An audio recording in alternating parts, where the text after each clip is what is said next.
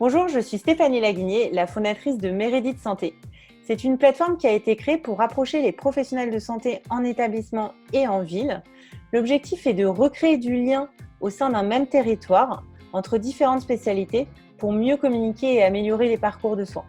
N'hésitez pas à vous inscrire, vous pourrez développer votre réseau de professionnels de santé. Et en attendant, je vous souhaite une belle conférence. Et bonsoir à toutes, bonsoir à tous.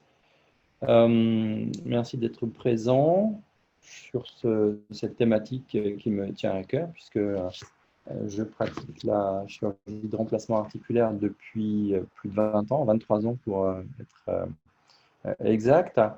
Euh, je suis passé par les Hospices civils de Lyon au pavillon T, jusqu'en 2000, où j'ai appris la chirurgie de remplacement articulaire de la hanche et du genou, et où à l'époque la hanche était une chirurgie tout à fait rodée et le genou relevait, c'est encore le cas, du challenge. Et lors de ce passage hospitalier, j'ai été confronté très rapidement à la problématique de l'usure, notamment chez les jeunes. J'ai reporté cette activité sur mon installation à la clinique du Parc, puisque je pratiquais à l'époque, en tout cas 20 à 30 révisions par an, ce qui est beaucoup, beaucoup trop. Donc l'usure m'a interpellé et rapidement j'ai décidé d'opter pour un type d'implant un peu particulier, qui aujourd'hui est devenu très commun d'ailleurs, destiné à limiter l'usure. Et j'en présente finalement les conclusions aujourd'hui de ce choix et de cette connaissance de la pratique du remplacement articulaire chez les jeunes avec des implants adaptés afin d'éviter l'usure. Et puis, pourquoi vous parlez aujourd'hui? Parce que, en fait, je suis confronté moi-même aussi à l'usure articulaire, car on vieillit avec nos patients et on en devient beaucoup plus empathique. Et la question qui se pose encore, c'est: a-t-on raison de dire à nos patients qu'ils sont trop jeunes pour un remplacement articulaire avant 60 ans? Alors, je vais avancer. Oui. Alors, ai-je des conflits d'intérêts à vous présenter ce sujet? Je dois préciser que je ne suis absolument plus consultant pour quelque laboratoire que ce soit, qu'il ne s'agit pas de parler d'une technique ou d'un implant en particulier, que je ne touche plus aucun subside de quelque entreprise que ce soit. Les seules entreprises auxquelles j'ai été confronté, ce sont celles que j'ai rencontrées, celles qui étaient en train de se créer au cours d'un master de Business Administration à l'EM Lyon entre 2017 et 2019, ce qui m'a donné envie de créer une initiative pour les soignants entrepreneurs qui connaissent parfaitement bien le terrain et qui développent des solutions adaptées à leur usage et bien entendu pour les patients et les aidants. Alors là, j'ai utilisé un critère d'exclusion pour décider de l'intervention de remplacement articulaire, de hanche et de genou. Alors on va passer à une petite initiation autour de radio très simple. Je vais vous présenter au très normal, je vais vous montrer ce qu'il faut regarder et puis au-delà, eh bien, je vous ferai passer de radiographie très pathologique, très pathologique, et puis je vais vous demander votre avis avec des précisions que je vous amènerai concernant ces patients. Voici une radio normale. Vous voyez en haut le bassin, vous devez le reconnaître. En bas, vous avez le fémur, et puis entre, vous avez la hanche qui s'articule entre le col du fémur, que vous devez voir avec ma flèche, et puis surmonté par la tête fémorale. Et puis à l'espace, un espace ici qui est un espace clair, correspond à l'épaisseur du cartilage articulaire, qui ici est à peu près normal. Voilà, il s'agit de la mienne entre parenthèses. Et quand on fait un grossissement, eh bien, on voit bien cette tête fémorale qui est parfaitement ronde, en tout cas sur les zones d'appui ici. Et puis cet espace clair, le cartilage n'est pas, on dit, n'est pas radio-opaque, il est radio-transparent. Et on analyse très finement cette interligne. Ici, j'ai un patient de 31 ans. Donc, il ne peut plus du tout rien faire. Il est tombé, comment dire, malade, on peut dire, de ses hanches à la suite d'un traitement très lourd, un traitement destiné à contrer une pathologie du sang. Et il souffre jour et nuit. Il est totalement raide. Et je voulais savoir si vous aviez quelques idées sur ce qui lui arrive à ce jeune homme. Est-ce que quelqu'un a vu où se posait le problème? C'est tout bon, ouais, c'est une énorme nécrose de la tête fémorale chez un très jeune patient, consécutif à des traitements lourds avec de la cortisone. Et c'est une des étiologies les plus fréquentes de pathologie chirurgicale chez le jeune adulte. Donc ça, c'est une indication chirurgicale absolue. Il a une fragmentation complète de la tête du fémur. Elle a perdu sa sphéricité. On voit aussi que le cartilage ici a perdu son épaisseur. Il y a à la fois une nécrose, mais en même temps une usure du cartilage tellement la tête fémorale a perdu sa sphéricité. Ici, il s'agit d'une jeune femme de 30 ans. C'est bien entendu une arthrose de la hanche, c'est évident. Mais y a-t-il autre chose que cela? En fait, ce n'est pas une arthrose tout à fait classique. Cette jeune femme a une arthrose sur une malformation de la hanche et en même temps que cette malformation mécanique, elle a une prédisposition à l'arthrose. On le verra sur l'évolution de ses genoux ultérieurement, qui ont nécessité là aussi une intervention dans le passeport articulaire quelques années après. Donc elle cumule en fait les facteurs de risque, à savoir une malformation articulaire. Ici, elle a une cavité articulaire du bassin qui reçoit la tête fémorale, qui au lieu d'être tournée vers l'avant, pour faciliter la flexion, eh bien, est tournée vers l'arrière. Vous imaginez bien que quand la hanche se met en flexion, le col du fémur vient frapper l'avant de la hanche et après des millions de cycles de flexion-extension, cela produit l'arthrose.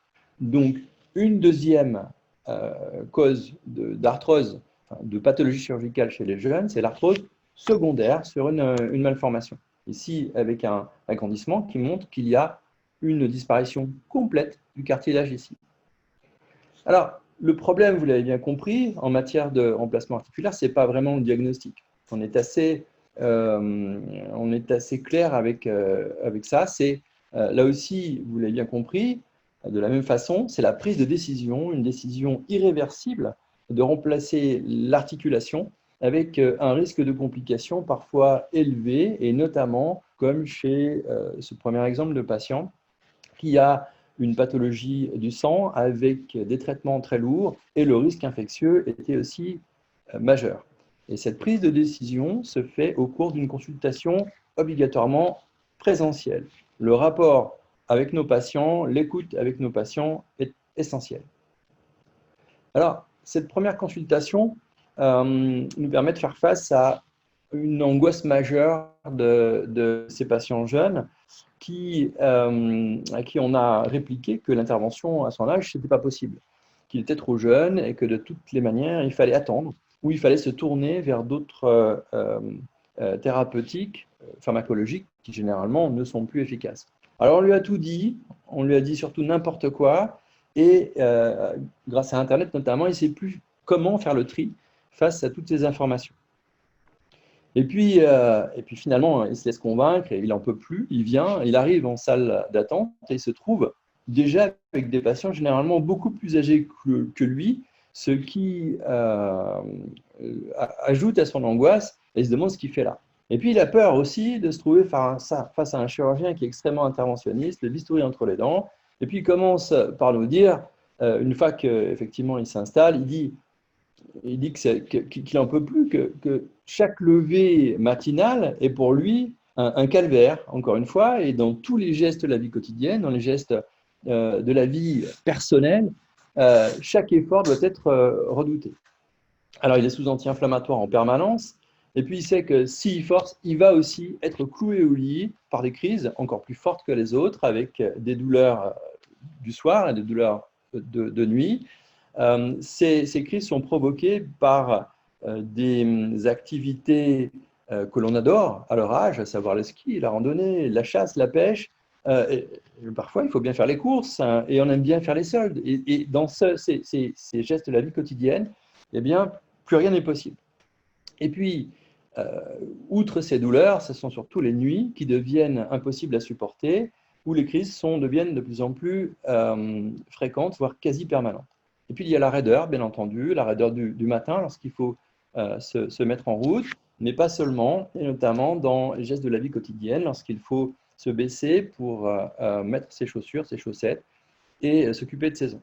Et puis, il y a un point qu'on aborde peu, c'est la vie intime. La vie intime, les patients jeunes ont une activité de procréation régulière et ce compartiment de la vie dont on parle peu, eh bien, il est très atteint par les douleurs et la raideur. Alors donc, ce sont des patients qu'on voit arriver qui sont sous anti-inflammatoires en permanence. Ils ont eu des infiltrations anti-inflammatoires, des infiltrations de gel, de visco-induction. On leur a tout fait et rien ne marche. Donc, ils sont au bout. Et puis, ce sont des patients qui sont très actifs, qui travaillent encore beaucoup, qui ont des responsabilités et qui ne peuvent pas s'arrêter. Ils ont des pressions de hiérarchie quand ils travaillent dans des entreprises de diamètre, de dimension importante, ou parfois ce sont des travailleurs qui peuvent s'arrêter du fait de ce type d'activité ou qui ne peuvent même plus travailler avec leurs associés ou leurs employés ils peuvent être aidés. Et on trouve de tout. On trouve à la fois des charcutiers traiteurs, anciens rugbymen de très bon niveau, de deuxième division. On trouve des photographes, coiffeurs, qui sont des saisonniers, qui travaillent en station très, très huppée, que ce soit sur la Côte d'Azur ou dans les Alpes. On trouve aussi des carrossiers, des carrossiers qui sont sans arrêt en position accroupie, qui ont une activité de force. Bien entendu, on trouve des employés du BTP ou des chefs d'entreprise, comme des maçons, des chauffeurs-livreurs, de la même façon. Et de manière caractéristique, on va trouver des chaudronniers. C'est la profession la plus difficile que je connaisse. Et puis, quand on gratte un peu, quand on discute, on trouve de manière assez étonnante, et ça, c'est mon parcours de MBA qui le dit, et bien, on trouve des start-upers. Des start-upers, des chefs d'entreprise aussi de la même façon. Et puis, ça va parfois jusqu'à un comble d'être amené à prendre en charge ses propres confrères, chirurgiens orthopédistes, j'irais jusqu'à dire chirurgien orthopédiste, chef de service. Donc, ce sont des gens de tout niveau, de toute diversité et qui ont généralement une profession qui impose une grande activité. Mais on trouve aussi des préparatrices de commandes, des assistantes de direction. Beaucoup de femmes. L'arthrose et les atteintes articulaires touchent beaucoup les femmes parce que le contexte inflammatoire est généralement plus prononcé chez elles.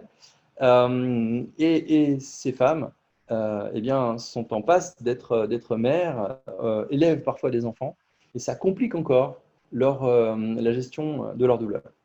Alors, je reviens à l'aspect professionnel. Il est très important d'évaluer finement le type d'activité de nos patients, notamment lors des déplacements, que ce soit sur le site professionnel, que ce soit à distance.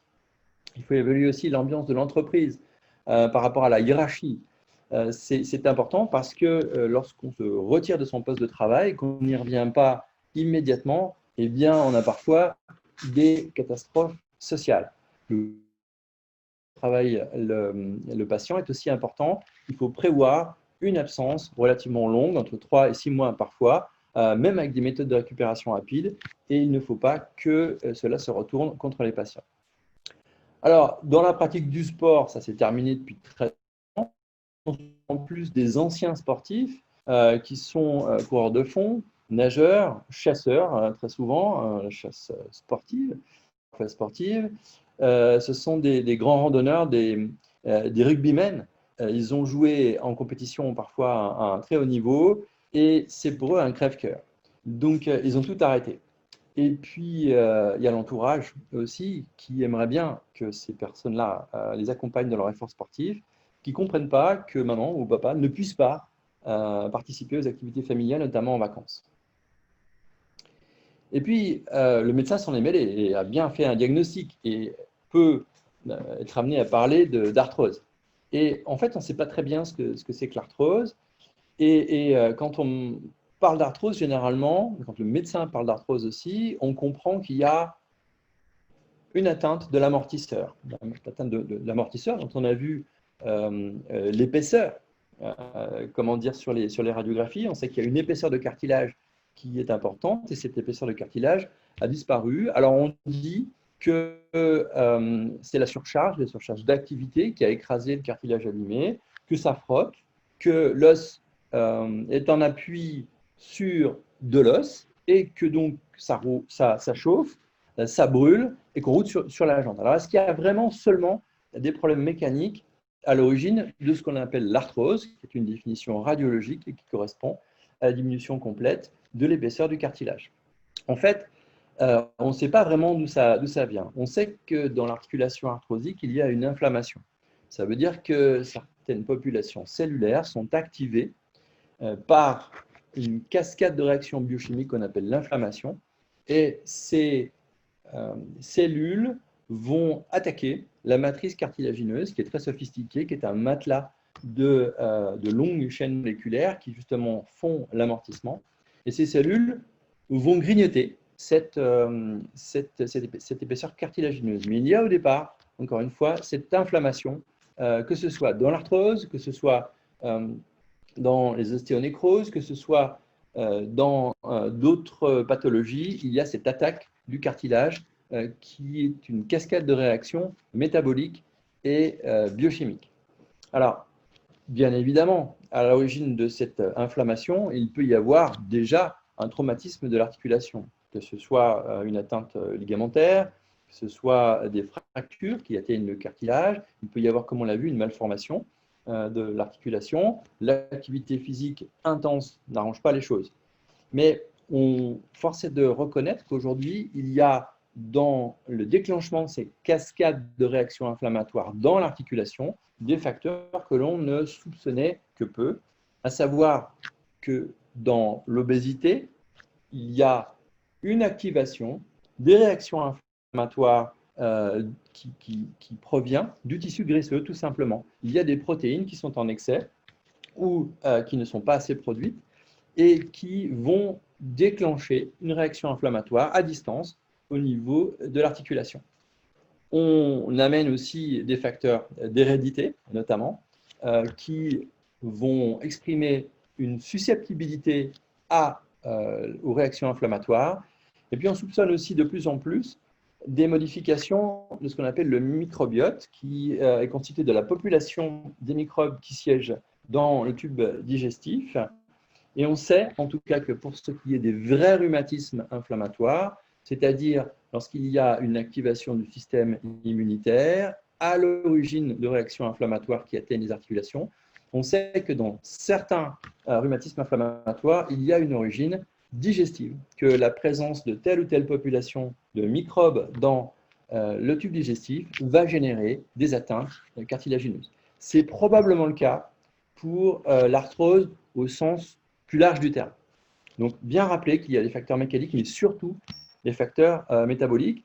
Et la preuve en est, c'est que certains traitements destinés à moduler la présence de tel ou tel microbe dans le tube digestif vont calmer les douleurs de fond, notamment, je pense, au curcumin, qui est tout à fait efficace. Et on ne sait pas vraiment pourquoi, mais en tout cas, ça montre l'importance des facteurs métaboliques dans l'origine de l'arthrose.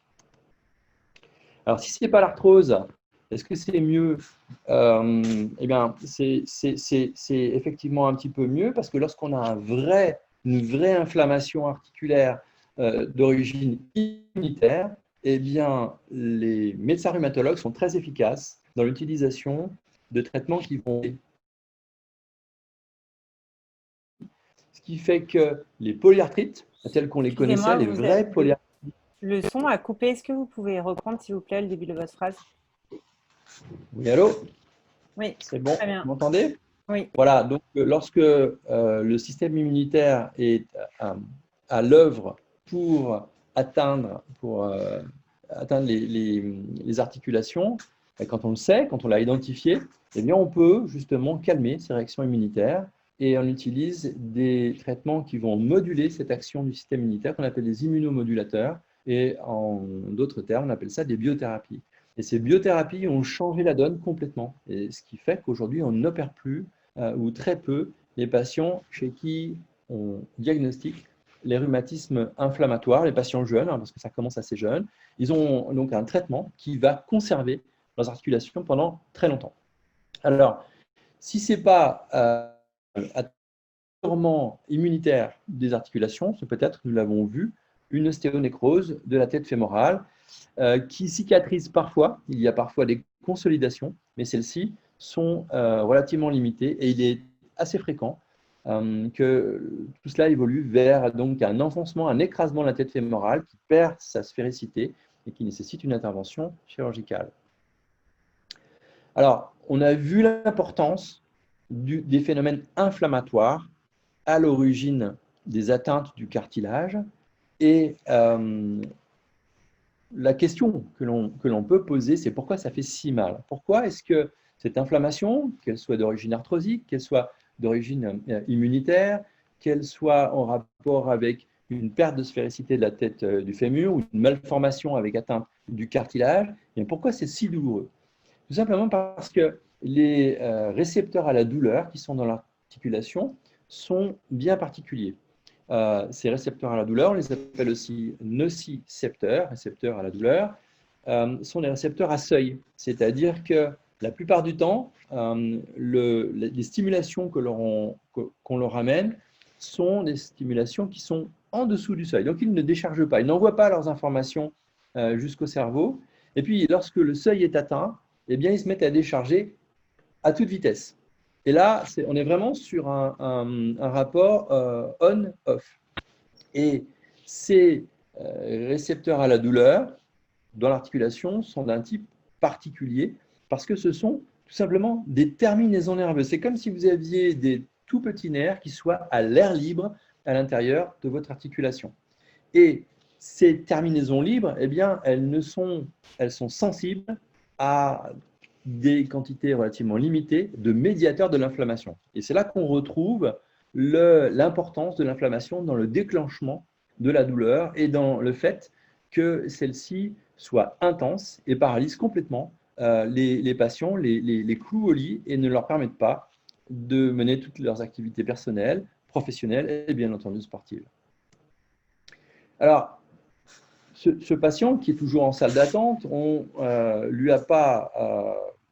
l'a dissuadé de venir jusque chez le chirurgien parce que beaucoup de personnes ne se sentent pas de prendre cette décision. Elle est très lourde de conséquences et puis les avis sont finalement assez peu, ne sont pas tranchés. Et il n'est pas rare de voir arriver des patients qui ont consulté beaucoup, bien entendu chez les rhumatologues, un traitant kinésithérapeute, chez leur ostéopathe. Ils en ont parlé à leurs conjoints, à leurs amis, à leurs collègues, et finalement, personne n'est vraiment d'accord et personne veut prendre cette décision, qui est une décision fondamentale, une décision très lourde de conséquences, de proposer une chirurgie aux patients. Donc, beaucoup se retranchent derrière le fait que les patients sont trop jeunes, parce qu'ils n'ont généralement même pas 50 ans. On essaye d'utiliser des petits moyens comme l'amaigrissement, mais généralement, quand l'atteinte articulaire est importante, rien n'y fait, l'inflammation est présente et présente pour le moindre mouvement. Et on a des patients qui arrivent à des stades où finalement, ils n'arrivent même plus à avoir l'activité et à perdre du poids, donc ils en prennent encore. Donc, c'est un vécu qui est vraiment très complexe. Donc, ils attendent. Certains perdent parfois du poids, mais rien n'y fait. Ils attendent. On ne sait pas vraiment ce qu'ils attendent. Ils attendent d'être plus âgés. Et puis, ils se tournent vers des exemples qu'ils ont autour d'eux, et notamment parmi leurs parents. Et ils se rendent compte que ça fonctionne très bien. Avec des remplacements articulaires de genoux chez leurs parents, chez leur grand-mère, chez leur père. Et ils se posent la question de savoir si il ne serait pas bon d'intervenir un peu plus tôt parce que ça doit être une intervention de seniors. Leur vie étant tellement perturbée, ils sont prêts à passer à un stade chirurgical et à une intervention. Mais il n'est jamais facile de prendre cette décision. L'important, c'est d'écouter, d'écouter nos patients, de savoir ce qu'ils attendent vraiment, et ceci quel que soit leur âge. Leur gène est majeur, leur vie professionnelle est totalement perturbée, ils sont conseillés par un entourage qui a beau être empathique à un niveau élevé, ce n'est pas eux qui souffrent, ce n'est pas la famille, ce n'est pas l'entourage, ce sont les patients dont la vie est totalement perturbée. Et là, généralement, quel que soit leur âge, encore une fois, l'âge n'est plus un critère de décision, on évoque la possibilité d'un remplacement articulaire, même pour des patients de moins de 30 ans. Alors, dans l'ensemble, les chirurgiens sont contents de leur décision interventionnelle, encore une fois, chirurgicale, mais il faut savoir que toutes les séries publiées, les séries de patients publiées chez des patients jeunes et actifs, ne montraient pas, en tout cas encore, il y a 10, il y a encore 15 ans, ne montraient pas un succès très élevé de ces procédures, et notamment pour nous, c'est une idée qui est toujours présente parmi les soignants, quels qu'ils soient, que ce soit des soignants paramédicaux ou médicaux, et on a encore du mal à aller jusqu'à la reconnaissance de l'importance du traitement chirurgical de remplacement articulaire de la hanche et du genou chez les patients jeunes. Et puis, il est vrai aussi que lorsqu'on va demander précisément aux patients, c'est-à-dire lorsqu'on leur laisse remplir des questionnaires adaptés à l'évaluation de leur activité personnelle, professionnelle, sportive, ce qu'on appelle les PROM, les Patient Related Outcome Measurements, lorsqu'ils ne sont pas influencés par un intervenant paramédical ou médical leur demandant leur avis, on se rend compte qu'ils sont un petit peu moins satisfaits qu'on ne le pense. Ça, il faut le savoir. Mais comme vous le verrez sur les dernières séries publiées, les choses évoluent très positivement actuellement. Nous n'avons qu'un rôle modérateur. Notre question est de savoir si finalement, au fond, est-ce qu'on peut se mettre à la place de nos patients, et qui sont souvent plus jeunes que nous, et si on se ferait opérer à leur place, est-ce qu'on a vraiment épuisé toutes les possibilités thérapeutiques, je dis bien crédibles, les possibilités crédibles, parce qu'on peut toujours refaire des infiltrations, on peut toujours remettre les patients sous anti-inflammatoires, ça ne marche pas toujours. Donc là, on est plus crédible, en fait, par rapport à la chirurgie. Donc, l'important, c'est d'aller se positionner dans la tête du patient, dans l'évaluation de sa gène, de sa vie de tous les jours, dans sa vie professionnelle. Alors, le patient se pose généralement ces questions-là. C'est ce qu'on retrouve concernant la pérennité des douleurs. Et dans l'expérience qui est la mienne, il n'y a pas directement de douleur, notamment dans les remplacements articulaires de hanche, de douleurs en rapport avec l'articulation opérée, si tout se passe bien, bien entendu. Si les implants sont acceptés, s'ils fonctionnent bien, il n'y a plus de douleur. Le souci, c'est l'ancienneté du problème qui a pu déclencher une surcharge au niveau de la colonne vertébrale, au niveau du genou, ou une atrophie musculaire, ce qui va pérenniser en fait ces douleurs. Alors, lorsqu'il y a une surcharge qui n'est pas trop ancienne, on peut espérer une amélioration à terme après l'intervention, notamment des douleurs que le patient présente au niveau de la cuisse et au niveau du genou, douleurs qui sont généralement projetées en rapport avec une atteinte inflammatoire majeure de la hanche et qui descendent jusqu'à la cuisse. Ces douleurs finissent par disparaître. Et puis, il y a aussi une interaction forte avec le rachis qui peut être atteint par l'arthrose. Et il faut bien différencier ce qui revient au rachis et ce qui revient à la hanche ou au genou.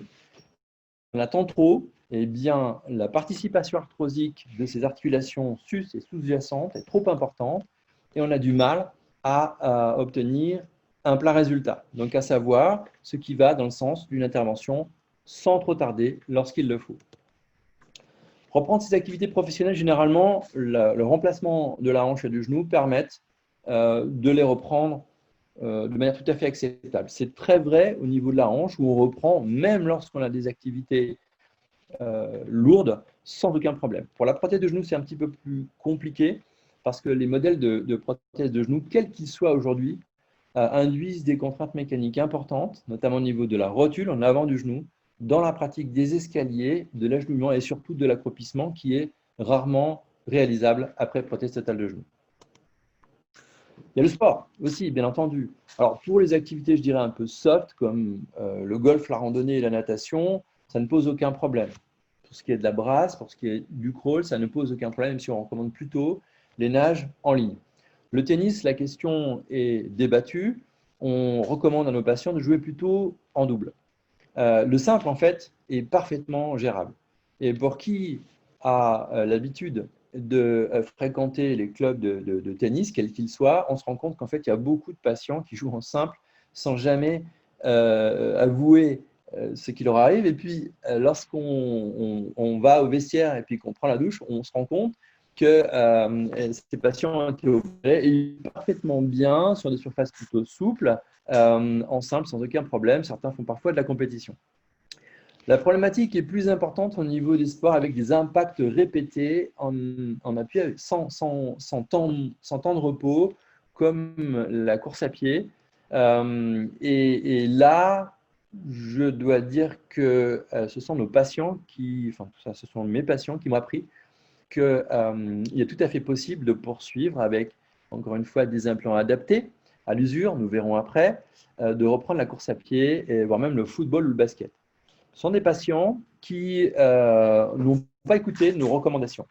Et pour beaucoup, continuent leurs activités en famille, généralement de loisirs, hein, ils ne jouent plus en compétition, et ils n'ont plus, on ne fait plus face à des usures. Lorsqu'on utilise des couples de frottement, vous verrez, entre la tête de la prothèse et puis la partie femelle, qui sont des substances qui sont constituées par des substances très dures et qui ne donnent plus d'usure. L'exemple type est celui d'un chirurgien orthopédiste, et oui, ça arrive, qui a été opéré il y a plus d'une quinzaine d'années d'une arthrose d'évolution rapide, une vraie arthrose, une atteinte par excès physique. Et ce patient n'a pas voulu arrêter la course à pied. Et il pratiquait les trails, les ultramarathons, et notamment le marathon des sables. Eh bien, ce patient n'a jamais eu d'usure de sa prothèse. On lui a mis en place un couple de frottement céramique sur céramique. Vous verrez ce que c'est après. Et il montre, c'est un exemple vivant qui montre qu'avec certains types de prothèses que de mon côté j'ai choisi il y a plus de 17 ans aujourd'hui, eh bien, on n'a pas de risque d'usure de l'implant. Et ça, c'est absolument extraordinaire. Pour hors de ces sports d'impact, il y a aussi les sports de contact, notamment les arts martiaux, les sports d'équipe avec contact comme le football, le rugby. Et là, nous sommes tout à fait d'accord pour dire que ce n'est pas une très bonne idée. Et puis, quoi qu'il en soit, la prothèse de genou, la prothèse totale de genou et la prothèse unicompartimentale restent des activités où la pratique du sport n'est pas tout à fait conseillée, notamment les sports de course à pied, les sports à impact, avec des impacts répétés au sol, et bien entendu pour les sports de contact ou de pivot contact. Alors, il y a la question des enfants, et nous avons vu que les femmes sont régulièrement atteintes par ce problème, que ce soit des problèmes inflammatoires, des problèmes de nécrose ou des problèmes d'arthrose précoce sur une malformation. Et se pose le problème tout d'abord de la conception, parce que lorsqu'on a mal à la hanche, eh bien, il est très compliqué d'aller vers des actes de procréation. Il y a la survenue de la grossesse, il y a le temps de grossesse où l'on prend du poids et où la hanche souffre. C'est très classiquement une forme de révélation des pathologies de hanche, notamment lorsqu'il y a une malformation, ce qu'on appelle une dysplasie. Eh bien, les douleurs s'accentuent durant la grossesse. Et puis enfin, il y a le problème de l'accouchement. Et lorsque la hanche est raide, eh bien, vous comprenez qu'il est difficile d'avoir suffisamment d'écartement de telle manière à pouvoir faire naître l'enfant. Donc, l'expérience que l'on a aujourd'hui des patientes opérées de prothèse totale de hanche qui ont eu des enfants, c'est qu'il n'y a aucune limitation, en fait. En nombre de grossesses, il n'y a aucune limitation en prise de poids, ça ne change finalement pas grand-chose. Il ne faut pas s'affoler lorsqu'on prend plus de 10 à 15 kilos. On n'a pas plus de soucis avec les risques de complications lors de l'accouchement. il n'y a pas, en tout cas sur les séries américaines, plus de césariennes pratiquées lorsqu'on a affaire à des patients déjà opérés avec une prothèse totale de hanche notamment, hein. Donc en fait, il n'y a pas plus de complications. Donc vraiment sauter de l'esprit que l'état de grossesse va poser des problèmes lorsque l'on a une pathologie de hanche qui a été opérée et notamment avec un remplacement articulaire. Alors je reviens sur la conception. On parle assez peu finalement de la vie intime avec nos patients et encore moins avec nos patients.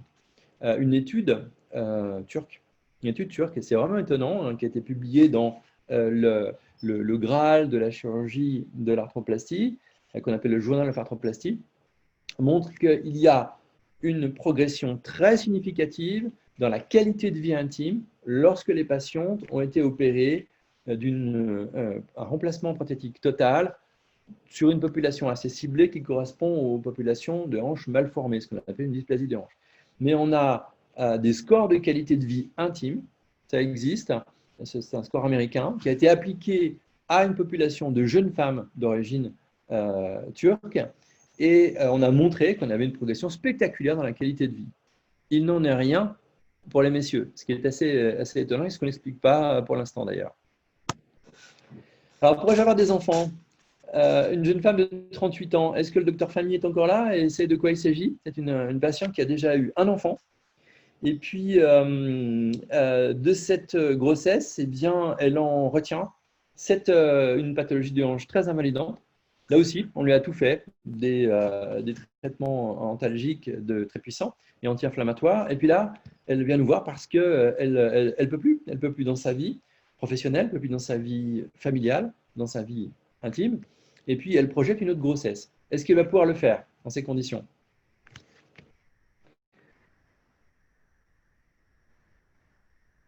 Le docteur Famille a très vraisemblablement reconnu une ostéonécrose. Mais c'est une ostéonécrose qui est d'origine gravidique. Ça arrive parfois. Les modifications du métabolisme hormonal au cours de la grossesse sont parfois, et puis la prise de poids aussi, inévitable, qui est essentielle au bon déroulement de la grossesse.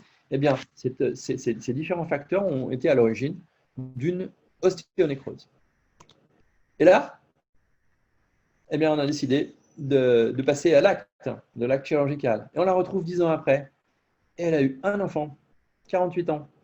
Voilà, je crois même qu'elle en a fait un deuxième depuis aussi. Bon, pas au-delà de, comment dire, pas récemment, mais c'est quelque chose d'assez étonnant.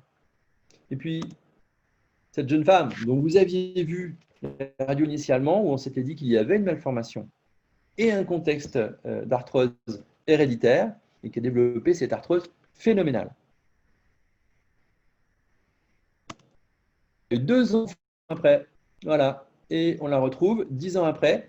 Alors, comme vous le voyez, les genoux ne sont pas indemnes parce qu'il y a très probablement une susceptibilité familiale, on appelle ça une polyarthrose d'origine familiale, et qui a fait que cette jeune femme, eh bien, elle a été opérée des 2 hanches, elle a eu 2 enfants, elle a commencé à les élever, elle a bien usé ses 2 genoux, et il a été nécessaire de remplacer ces 2 genoux.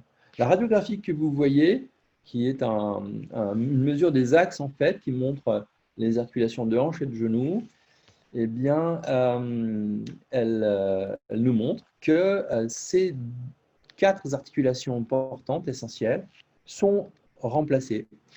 Elle a continué son emploi, elle arrive à courir après ses enfants, à faire du vélo avec. Je crois que de ce côté-là, la vie est beaucoup plus simple. Alors, la dernière question est celle, finalement, le point central, c'est un point, mais il correspond à la question que nous posent nos patients, jeunes, actifs, quant à l'usure des implants. Et sur ce panoramique des implants, on trouve à la fois des implants qui ne comportent pas de ciment, ce n'est pas la peine, l'os des patients jeunes, il est parfaitement à même d'aller coller dessus. Et puis, ce qui est important, outre la stabilité des différents implants au niveau du bassin, puis au niveau de la tige, encore une fois, qui ne pose pas problème du fait de la qualité osseuse, Ce qui est essentiel, c'est ce qui va bouger. C'est ce qu'on appelle les surfaces frottantes entre la tête fémorale et puis ce que vous voyez en blanc ici, parce que c'est du plastique, c'est-à-dire un petit insert qu'on va mettre au sein de la cupule qui va dans le bassin et qui va recueillir les efforts, les contraintes apportées par la tête fémorale. Eh bien, lorsque on utilise des surfaces qui comportent de part et d'autre de la céramique, ici, on a un insert qui est dur, hein, il n'est absolument pas, il est pas souple du tout. Lorsque on a une articulation qui s'effectue entre cette matière en céramique et cette tête en céramique, eh bien, il n'y a jamais aucune usure. Aucune usure. J'ai pour ma part une expérience de plus de 17, dans certains cas 18 ans, qui montrent, avec des prothèses qui utilisent ce type de matière, chez des jeunes, qui ne montrent aucune usure. Alors, tout n'est pas rose, encore une fois, si l'on peut dire, comme cette céramique magnifique. Ces matières dures ont été qualifiées de cassantes, de plus luxantes, c'est-à-dire que cette articulation, même si elle est d'un diamètre assez gros, a tendance, du fait de l'absence complète de frottement à l'interface, elle se déboîte plus, elle donne plus de luxation. Dans l'expérience que j'ai sur les 18 dernières années, eh bien, je n'ai pas rencontré, et pourtant, dans l'établissement où je travaille, je pense avoir fait le plus de cas qui utilisent ce type de matière et qui s'applique à des jeunes. Je n'ai jamais eu de casse sur ces implants. Jamais, jamais. Les luxations existent, mais elles ne sont pas plus fréquentes que lorsqu'on utilise d'autres matières. Donc, l'expérience reste très positive. Alors, il faut évoquer la position actuelle des chirurgiens qui sont responsables de leurs actes aujourd'hui, notamment vis-à-vis de jeunes patients. Et très souvent, on peut avoir l'idée que ces chirurgiens sont là pour opérer à tout prix, si l'on peut dire. Eh bien, leur âge moyen progresse avec le temps. Il faut savoir que l'âge moyen des chirurgiens orthopédistes est très, très élevé aujourd'hui, est largement au-delà de 50 ans. Donc, on a une empathie qui s'acquiert avec le temps, quoi qu'il en soit. Ça, c'est quelque chose que j'ai constaté. Plus le temps passe, plus finalement on a les mêmes problèmes que nos patients, avec des articulations qui s'usent avec le temps. Et puis que cette empathie, elle est éduquée et qu'on compatit vraiment avec eux et que dans ces conditions, eh bien, on ne va pas proposer à nos congénères ce que l'on ne voudrait pas que l'on fasse.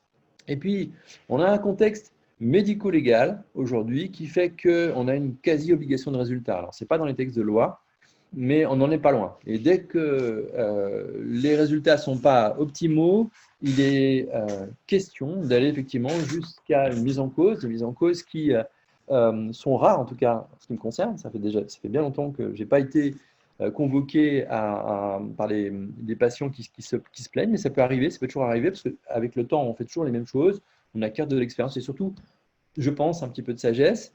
Mais il n'empêche que lorsque cela vous arrive, ça laisse des traces indélébiles. Et qu'avec le temps, finalement, on retient moins les succès, et notamment ces succès étonnants chez des jeunes patients, des patients qui ont eu des enfants et qui reprennent leur activité professionnelle ou qui font encore du sport, mais qu'on se souvient des contextes délicats, on se souvient des mises en cause avec une table où autour il y a des experts, il y a les patients, les familles de patients, il y a des avocats, et ça c'est quelque chose qui fait qu'aujourd'hui, eh bien, opérer à tout prix n'est plus de mise. De même, faire du volume d'activité, ça paraît aberrant. Ça paraît aberrant, et notamment dans la mesure où aujourd'hui, la tarification à l'activité est remise en cause. On parle du paiement à l'épisode, qui fera que les praticiens responsables seront payés, quelles qu'en soient les complications, derrière, quelles qu'en soient les interventions qui peuvent être générées par les complications de l'intervention initiale. Donc, c'est pour vous dire que le volume aujourd'hui n'est plus d'actualité. Et puis, il y a surtout, compte tenu de l'augmentation de l'âge moyen des chirurgiens, il y a surtout l'usure des chirurgiens. Et on sait qu'on n'a pas disons qu'on n'aura pas tendance à augmenter notre nombre d'implants posés parce que finalement, ben, on va y laisser nos épaules, on va y laisser nos mains, nos doigts et notre dos surtout. Donc, on cherche à obtenir le résultat le plus parfait dans des cas d'intervention que l'on ne va pas multiplier. Alors, en conclusion, moi, c'est quelque chose que j'aimerais laisser, c'est que je ne veux plus entendre de patients en face de moi me dire ah, on m'a dit que j'étais trop jeune. Si vraiment il y a autre chose à faire, oui, bien sûr, on peut justifier, on peut dire les choses, comme quoi cette patient est trop jeune, mais j'aurais tendance à dire plutôt que ce n'est pas un problème d'âge, c'est un problème qu'on peut faire autre chose. Mais là, je n'ai plus du tout un facteur décisionnel. Parce que chez les jeunes patients qui nécessitent vraiment l'intervention, la vie est un parcours de douleur. Voilà. Et puis, lorsque l'on arrive trop tard, lorsque les atteintes articulaires au-dessus et en dessous, sur la colonne vertébrale notamment, sont installées, et quand la raideur est installée, notamment au niveau du genou, quand les muscles sont partis, eh bien, on n'aura pas un bon résultat derrière. Il y a une espèce de fenêtre de tir qu'il faut savoir choisir pour obtenir le meilleur résultat avec la plus grande pérennité. On a aujourd'hui des implants qui sont d'une longévité extraordinaire. En tout cas, dans l'expérience que j'avais, et que vous verrez que c'est confirmé par les études les plus récentes, notamment pour le remplacement articulaire de la hanche, eh bien, on a des résultats surprenants chez des jeunes patients de moins de 50 ans à plus de 15 ans. C'est absolument hallucinant. Donc, de ce côté-là, ne plus avoir peur des problèmes d'usure. Et puis, il faut savoir, encore une fois, évaluer très finement la qualité de vie, la perturbation de la qualité de vie, en écoutant les patients, en les faisant participer à des questionnaires qu'ils vont remplir eux-mêmes, sans influence, qu'on appelle les PROM, les Patient Related Measurements. Deux exemples éloquent. Une publication qui, à la suite de la guerre d'Afghanistan, s'est focalisée sur les résultats des prothèses de hanche et de genou chez des jeunes patients militaires actifs. Et cette population a été conservée dans un service actif, alors pas forcément sur les zones de combat, mais il y a quand même 70%, tenez-vous bien, qui retournent sur les zones de combat. C'est-à-dire qu'ils sont chargés, ils sont généralement sur le dos entre 10 et 15 kilos d'armes et de bagages, et ils y vont.